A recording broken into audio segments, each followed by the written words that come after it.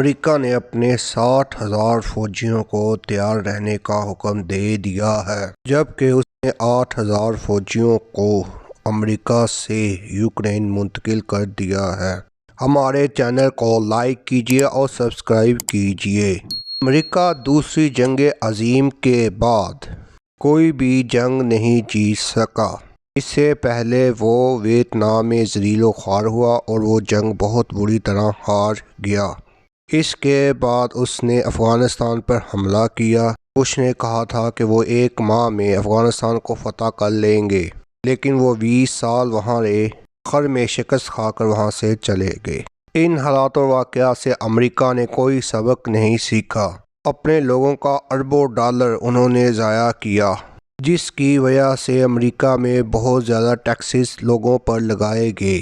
اب امریکہ ایک اور جنگ کی تیاری کر رہا ہے۔ امریکہ نے اس سے پہلے جتنی بھی جنگیں لڑی ہیں وہ اب سے اپنے سے کم تر لوگوں کے ساتھ لڑی ہیں، جیسے کہ ویتنام میں اور افغانستان میں، جہاں لوگوں کے پاس کوئی ٹیکنالوجی نہیں تھی، لیکن امریکہ پھر بھی ان سے جنگ ہار گیا۔ لیکن اب وہ جو جنگ لڑنے جا رہا ہے، اپنی برابر کے سپر پاور سے لڑنے جا رہا ہے، بلکہ رشیا تو شاید ٹیکنالوجی کے معاملے میں امریکہ سے بھی آگے ہو۔ کیا امریکہ اس جنگ کو جیت پائے گا یا نہیں؟ میں نہیں سمجھتا کہ امریکہ اس جنگ کو جیت پائے گا، کیونکہ اس جنگ میں امریکہ کا سب سے اہم اتحادی یورپ ہے۔ یورپ میں بھی کئی ملک صدر پوٹن کے ساتھ ہیں اور کئی ملک صدر پوٹن کے خلاف۔ یورپ میں اہم ممالک جیسے جرمنی اور فرانس اس جنگ کے خلاف ہیں۔ برطانیہ جو اس جنگ میں امریکہ کا اتحادی ہے، لیکن وہاں پر بھی وزیر اعظم بورس جانسن کو تحقیقات کا سامنا ہے، کیونکہ انہوں نے کورونا کے دنوں میں وہاں اپنی سرکاری رہائش گاہ پر نیو ایئر پارٹی منعقد کی تھی، کہ وہاں پہ پارٹیوں پر بین تھا۔ اسی وجہ سے ان کی پولیس تحقیقات کر رہی ہے۔ جو سب سے اہم بات سامنے آئی ہے وہ یہ ہے کہ کروشیا نے اپنے ہتھیار اور فوج کو واپس بلا لیا ہے۔ کروشیا نے یہ کہا ہے کہ اگر امریکہ یوکرین کے معاملے پر رشیا کے ساتھ جنگ کرتا ہے تو وہ اس جنگ میں حصہ نہیں لے گا۔ کروشیا ایک نیٹو ملک ہے، وہ آئندہ 2 برس میں یورپی یونین میں شامل ہو جائے گا۔ رشیا نے اپنی 1,00,000 فوج کو یوکرین کے بارڈر پر پہنچا دیا ہے۔ اس کے علاوہ اس نے ٹینک بھی یوکرین کی سرحد پر پہنچا دیے ہیں۔ ان ٹینکوں کو دنیا کا بہترین ہتھیار مانتے ہیں۔ رشیا کو ٹینکوں کے معاملے میں 1 نمبر مانا جاتا ہے۔ یوکرین کا جو علاقہ ہے وہ ٹینکوں کی لڑائی کے لیے زبردست ہے، لیکن اس معاملے پر خود امریکہ کے اتحادی ہی آپس میں اتحاد برقرار نہیں رکھ سکے۔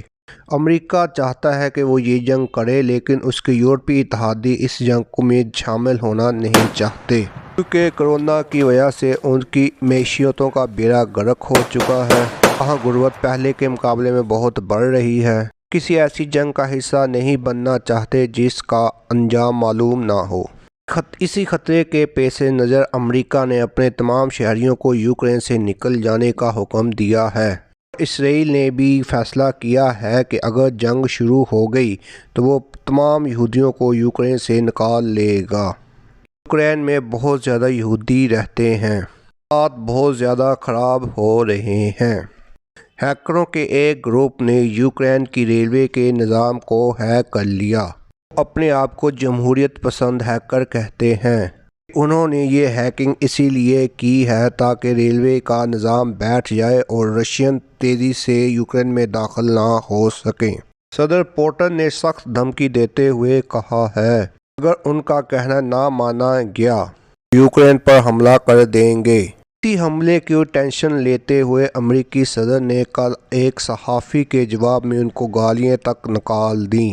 اس کے ساتھ ہی گفت و شنید کا عمل بھی جاری ہے۔ روسی وزیر خارجہ کل امریکہ کا دورہ کر رہے ہیں تاکہ وہ اس مسئلے کا کوئی سفارتی حل ڈھونڈ سکیں۔ اپنے اور اپنے چاہنے والوں کا خیال رکھیں اور ہمارے چینل کو لائک کیجیے، سبسکرائب کیجیے۔ کامنٹ میں بتائیے کہ آپ کو ویڈیو کیسی لگی۔